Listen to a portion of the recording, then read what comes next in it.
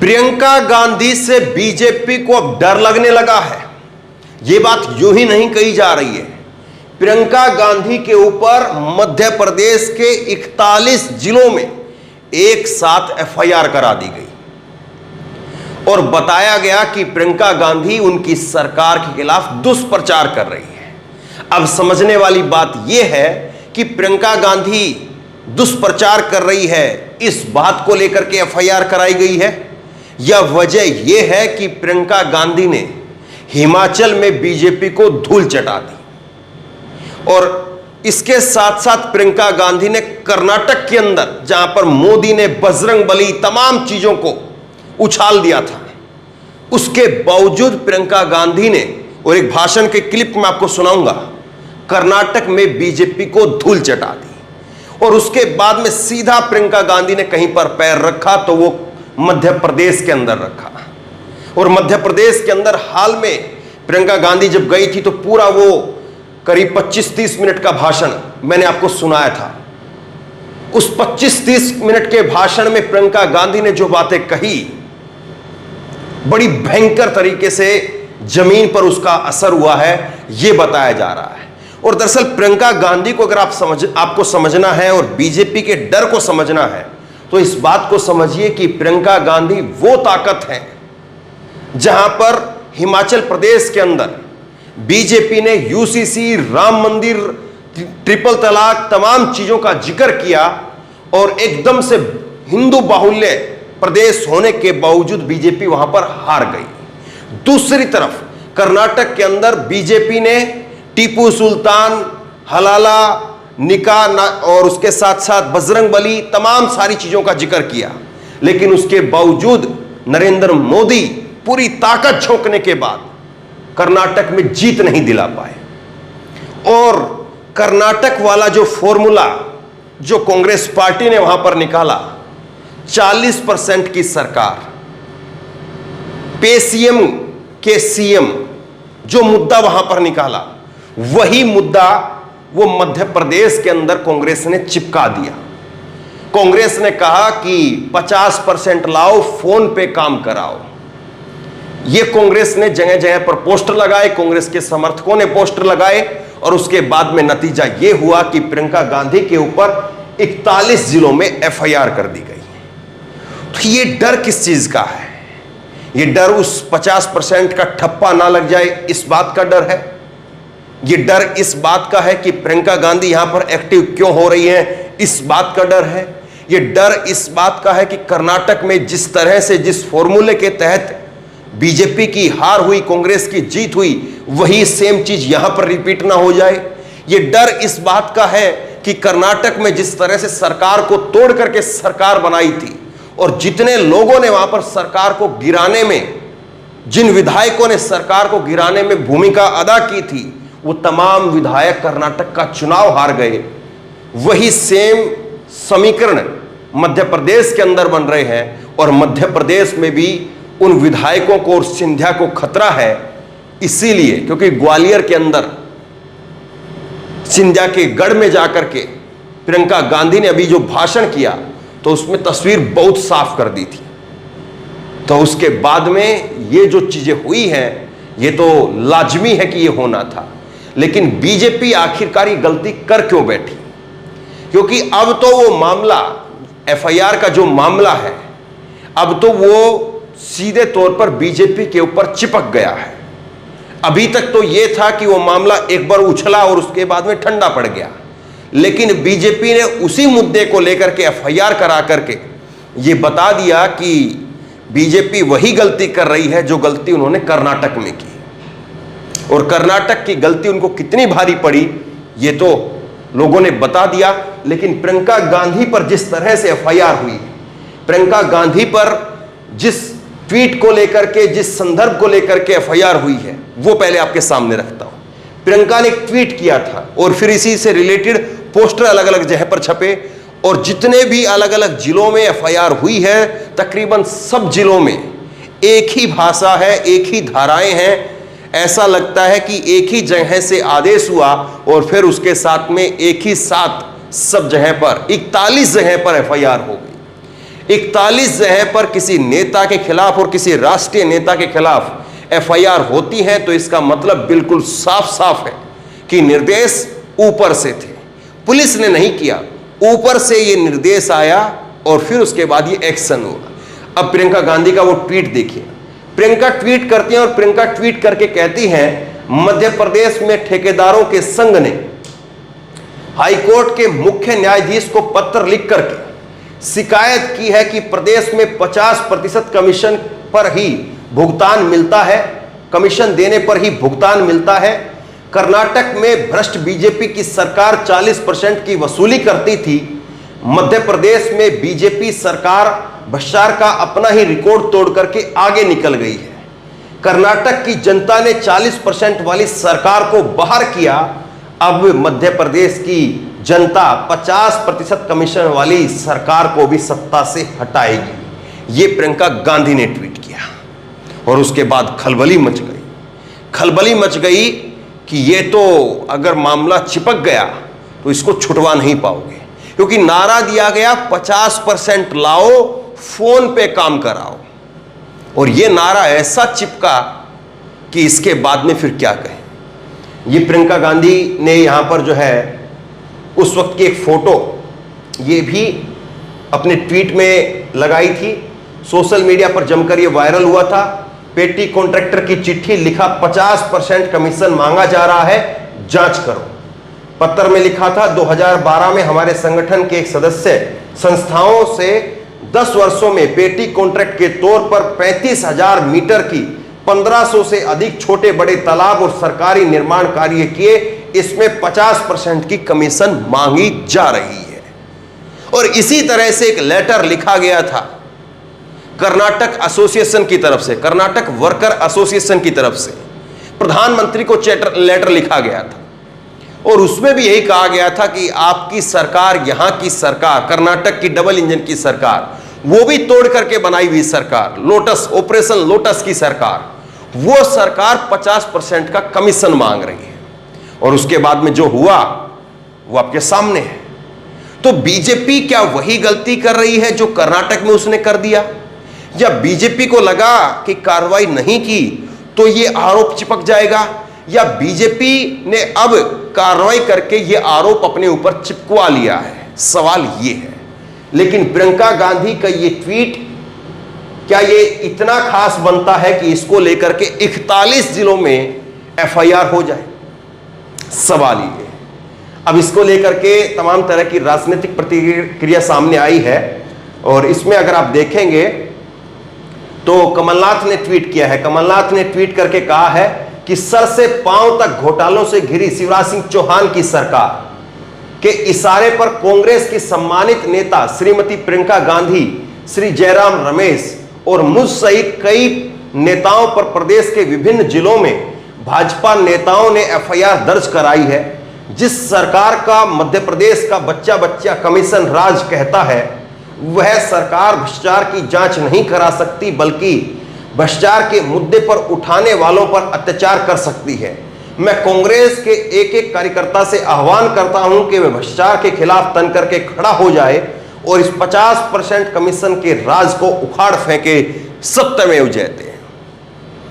देखिए, मध्य प्रदेश के अंदर बीजेपी की हालत वैसे ही खस्ता बताई जा रही है, और कहा जा रहा है कि मध्य प्रदेश में बीजेपी इस हाल में है ही नहीं कि वो सरकार बना सके, और इसीलिए शिवराज सिंह चौहान ने पिटारा खोला हुआ है। लगातार घोषणाओं पर घोषणाएं, स्कीम पर स्कीम, पूरा जोर लगाया हुआ है, पूरी ताकत झोंकी हुई है।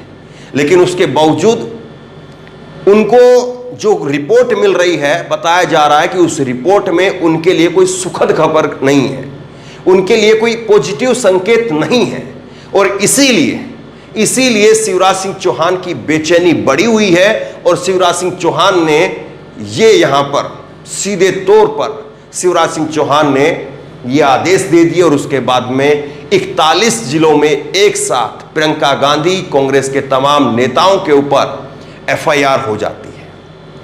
मनोज झा ने कहा है, मुकदमा क्यों किया है, जेल में डाल दीजिए।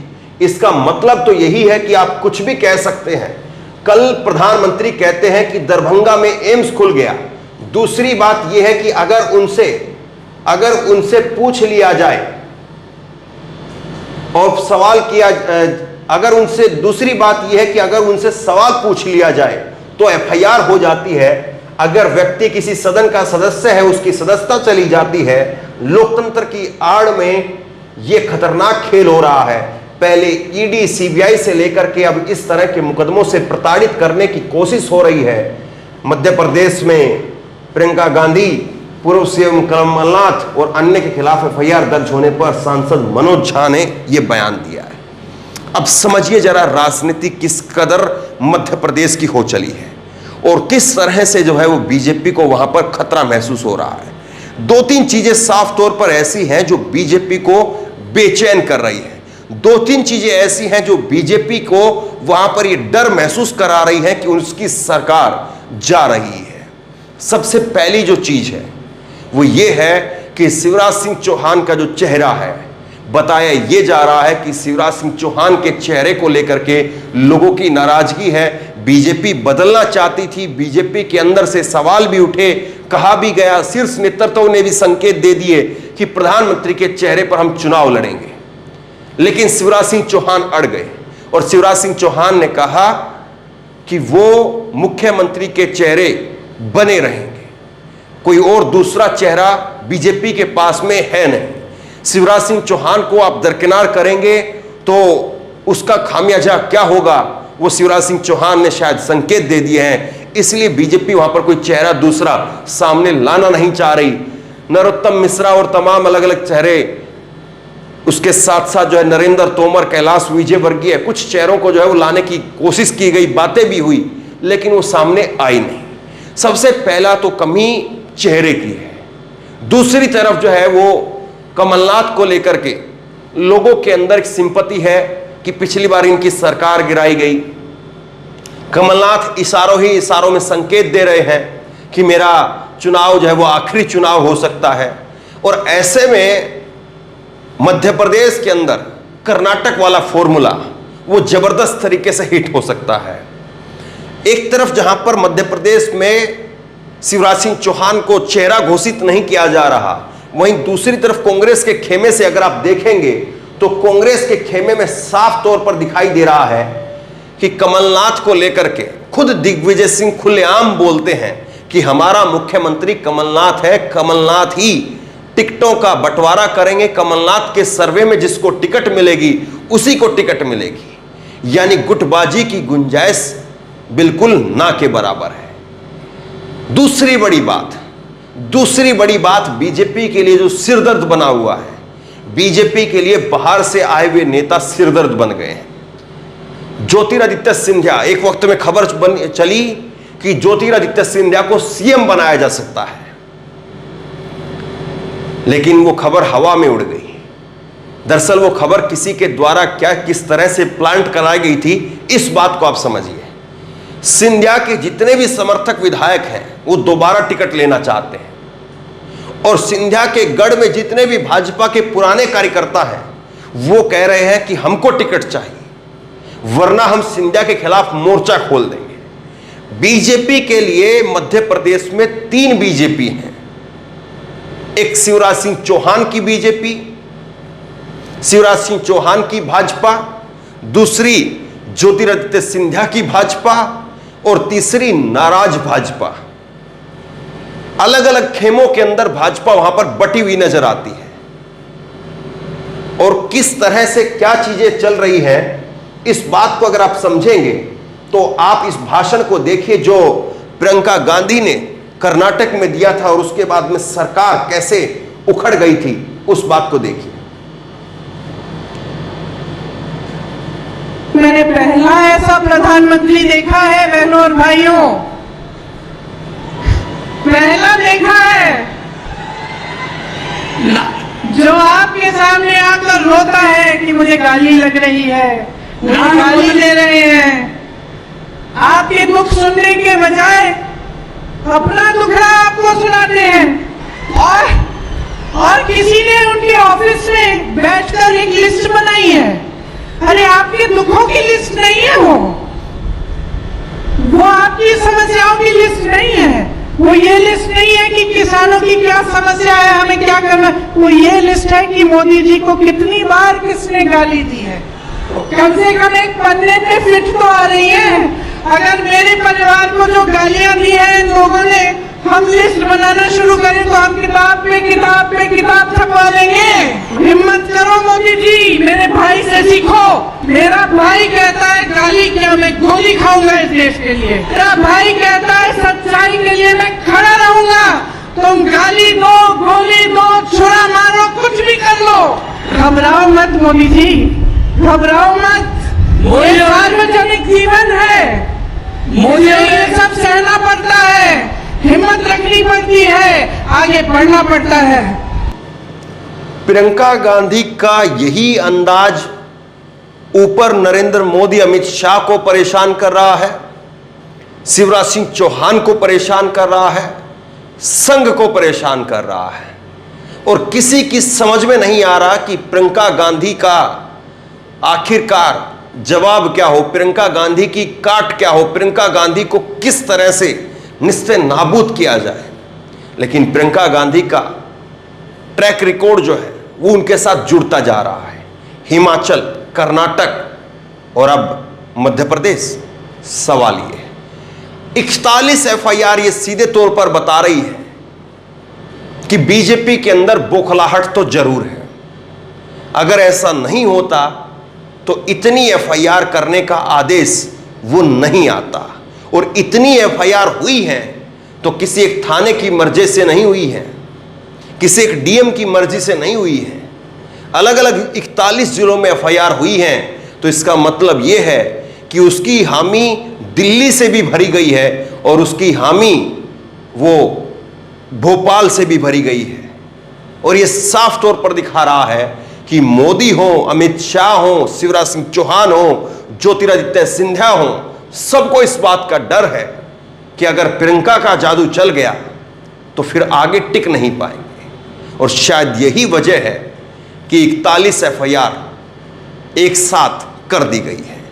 वरना राजनीति में आरोप प्रत्यारोप का दौर तो चलता ही रहता है। इस बात का, प्रियंका की बात का जवाब किसी और तरीके से भी दिया जा सकता था, लेकिन इतनी बड़ी संख्या में एफआईआर करवा करके बीजेपी ने कहीं ना कहीं अपने आप को खुद कांग्रेस के शिकंजे में फंसवा दिया है। आप क्या सोचते हैं? नीचे कमेंट बॉक्स में लिख करके जरूर बताइए। इस वीडियो को खूब शेयर कीजिए, लोगों तक पहुंचाइए और इसी तरह की तमाम खबरों के लिए ऑनलाइन न्यूज इंडिया को सब्सक्राइब कीजिए। साथ में जो बेल आइकन है घंटी उसको जरूर दबाइए ताकि जैसे कोई खबर अपलोड करें उसकी नोटिफिकेशन सीधे सबसे पहले आपको मिल सके।